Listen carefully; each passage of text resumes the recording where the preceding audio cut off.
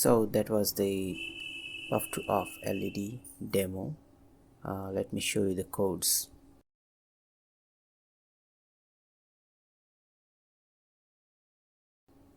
Okay, so here we import the LED time and subprocess, then assign LED, then get the temperature using this command, and then turn on the LED, and after that we get the current temperature using this command. And if the current temperature is lower than the initial temperature, then turn off the LED.